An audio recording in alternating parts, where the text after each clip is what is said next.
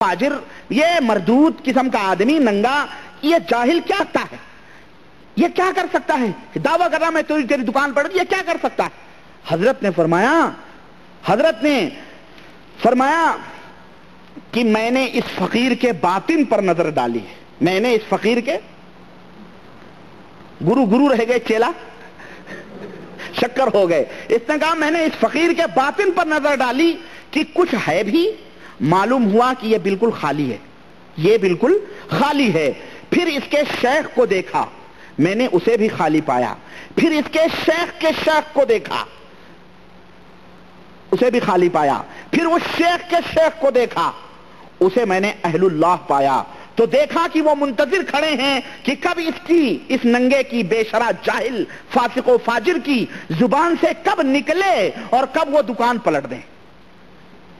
یہ احمد رضا خان صاحب دیکھیں، یہ اعلیٰ حضرت الملفوظ مکمل بریلوی ہیں، یہ مدجج دین و ملت ہیں، اور جن کتاب کے شروع میں لکھا ہوا ہے کہ جناب علی مسلمان عالم کے لیے ایک اعلیٰ ترین اسلامی دستور العمل ہے، سمجھ رہے؟ حضور پرنور اعلیٰ حضرت مجدد دین و ملت رضی اللہ تعالیٰ عنہ۔ یہ میرے بھائیوں، میں یہی کہا کرتا ہوں، دیکھو یہ سلسلے ہیں، یہ کیا ہیں؟ یہ سلسلے جوڑے جاتے ہیں، یہ خالی تو وہ خالی۔ بہرحال جنت میں تم کو جانا ہے، یہ آپ کو سبق مل رہا ہے کہ اس طرح کے کوئی بھی بزرگ دیکھنا، ڈرتے رہنا، ان ننگے ڈھنگوں سے نہ سوچنا ایک کافر ہے، تم بڑو بھاری نمازی ہو جاؤ، کچھ بھی ہو جاؤ، لیکن ان بزرگوں کے مقام اور مرتبے تک نہیں پہنچو گے۔ چنانچہ یہی اعلیٰ حضرت فرماتے ہیں کہ اسی صفحے میں، صفحہ 71 ملفوظات حصہ 2 میں کہتے ہیں کہ حضور غوث اعظم رضی اللہ تعالیٰ عنہ کے دفتر میں، سنو مسلمانوں سنو، قیامت، حضور غوث اعظم رضی اللہ عنہ کے دفتر میں قیامت تک کے مریدوں کے نام درج ہیں۔ قیامت تک کے جو مرید ہیں ان کے نام کن کے دفتر میں درج ہیں؟ حضور غوث اعظم رضی اللہ عنہ کے دفتر میں درج ہیں۔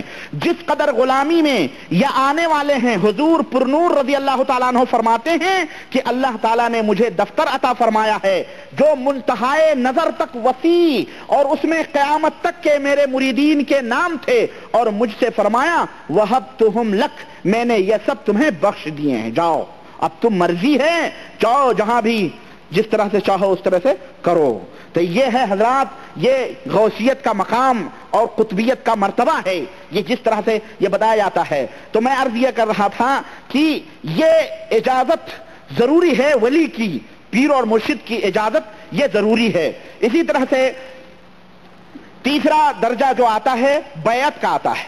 چنانچہ اجازت ہی کے تعلق سے میں بتاؤں کہ ان کا یہ دعویٰ ہے، ولیوں یا صوفی لوگ جو ولی اللہ، اور ولی اللہ انہی صوفیوں میں ہوتے ہیں، وہ کہتے ہیں جی ولی اللہ انہی صوفیوں میں ہیں، اور ولی اللہ ان کے دائروں سے باہر نہیں نکلتے۔ آپ اللہ کی عبادت کرنے اللہ کے ولی نہیں ہو سکتے، عوام الناس اللہ کے ولی نہیں ہو سکتے۔ ہاں، ولی کا بیٹا اللہ کا ولی، ولی کا پوتا اللہ کا ولی، پڑ پوتا اللہ کا ولی، چکر پوتا اللہ کا ولی، لکڑ پوتا اس کا ماموں اللہ کا ولی، اس کا بھانجا اللہ کا ولی، اس کا بہن، اس کے سب پورے خاندان ولایت میں چلتے ہیں۔ یہ مخصوص لوگ ہیں بیچارے، تو آپ ولی اللہ نہیں ہو سکتے، نہ ولایت آپ کو مل سکتی ہے۔ تو اس طرح سے کہتے ہیں کہ ایک شاذلیہ فرقے کا جو تیجانی احمد ان کا ایک سلسلہ چلتا ہے، وہ کہتے ہیں کہ ہمیں جواہر المعانی، یہ احمد بن محمد تیجانی، ایک افریقہ کے سائیڈ میں ان کا ایک سلسلہ چلتا ہے، تیجانیہ فرقہ، یہ کہتے ہیں کہ ہمیں نبی کریم صلی اللہ علیہ وسلم زندہ آئے اور آپ صلی اللہ علیہ وسلم نے ہمیں اجازت دی اور فرمایا تجھے بھی میں نے بخش دیا، تیرے جو مرید ہیں انہیں بھی میں نے بخش دیا، اور جو ہے کیا کہتے ہیں، جو تمہارا مرید ہوگا وہ بھی ولی کامل ہوگا، جب اس کا وہ مرے گا تو اللہ کا مخصوص ولی ہو کے مرے گا۔ اس طرح سے حضور صلی اللہ علیہ وسلم نے جاگتے میں زندہ، جیسے اشرف علی تھانوی صاحب نے وہ کیا نا، قاسم نانوتوی صاحب زندہ قبر سے آئے اور ان کو کہا دیوبند کے جھگڑے میں نہ پڑو، اسی طرح سے زندہ حضور آئے احمد تیجانی کے پاس اور کہنے لگے جو بھی تیرا مرید ہوگا ولی کامل ہوگا۔ یہ کون ہے؟ یہ کہہ رہا میں انا خاتم الاولیاء، رسول ہوا خاتم الانبیاء، وہ خاتم الانبیاء ہیں اور میں خاتم الاولیاء ہوں۔ مرشد کامل شیخ یہ احمد بن محمد تیجانی ہے، اپنی کتاب جواہر المعانی صفحہ 97 کے اندر انہوں نے یہ لکھا ہے۔ اس بے شرم بے حیا کو دیکھو ذرا، یہ کس طرح سے نبی کریم صلی اللہ علیہ وسلم کے اوپر یہ تہمت اور بہتان لگا رہا ہے۔ اسی طرح سے بیعت، 10 منٹ اور ہے. بیعت کا معنی میں بتا کے اپنی بات ختم کروں گا اور پھر بقیہ باتیں میں انشاءاللہ اگلی مجلس میں رکھوں گا. بیعت کہتے ہیں بے کہتے ہیں خرید و فروخت کو. خرید و فروخت کو بے کہتے ہیں. ہاتھ میں ہاتھ دینا اس کو بیعت کہتے ہیں. اور چند وظائف ہوتے ہیں اور چند اوراد ہوتے ہیں ان کا وعدہ کرنا. اور دلیل پکڑتے ہیں کہ صحابہ کرام رضوان اللہ علیہم اجمعین نے حضور سے بیعت کی تھی تو وہی بیعت حضور نے لی تھی تو ہم بھی وہی بیعت لے رہے ہیں. حضور نے بیعت کی تھی صحابہ تھے, خلیفۃ المسلمین نے بیعت کی تھی لوگوں سے, وہی بیعت ہم. یہ فقیر مسکین جس کو اپنی کچھ پتا بھی نہیں ہے یہ بیعت لے رہا ہے, کیوں, کس لیے یہ بیعت کس لیے لیتا ہے؟ اب آپ لوگوں میں نہ جانے کتنے لوگوں نے پیالے پیے ہوں گے, کتنے نذرانے دی ہوں گے. بیعت کے ایک ہمارے راجستھان کے دوست ہیں محمد صاحب, وہ نہیں ہے یہاں پہ, وہ بتا رہے تھے کہ 1500 روپیہ اس کے مرید, اس کے چمچے نے کہا حضرت سے تم نے بیعت لیے ہیں 2000 روپے حضرت کو نذرانہ دو. بیعت بھی کرو نذرانے بھی دو. اور بیعت یہ ہوتے ہیں میں آپ کو بتاؤں, اور لوگوں نے عجیب و غریب لوگوں کو بیوقوف بنایا ہوا, اللہ کی قسم.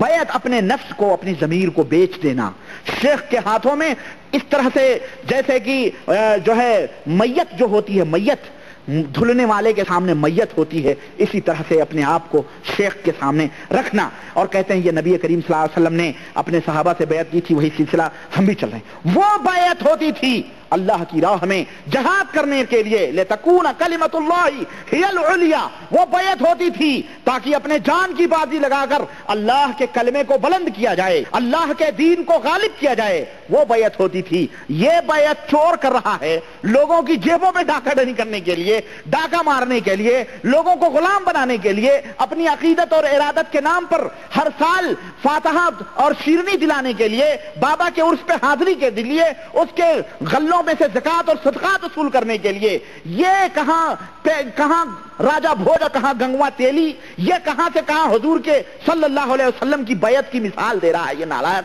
اس کو سمجھنا چاہیے میرے عزیز. یہ دھوکہ دینا ہے. نبی کریم صلی اللہ علیہ وسلم نے لوگوں کو جیبوں پہ ڈاکہ ڈالنے کے لیے نہیں بیعت کی تھی. اور اگر کہتے ہیں کہ چلو ٹھیک ہے بیعت, تو کہتے ہیں تو قادری سلسلے سے بیعت لے, تو نقش بندی سلسلے سے, تو سحر وردی سلسلے سے, تو چشتی سلسلے سے, وہ شاذلی سلسلے سے, وہ جنیدی سلسلے سے, وہ بغدادی سے, وہ رفاعی سے, وہ بدوی سے, وہ دسوقی سے, غرض جتنے بھی سلسلے ہیں.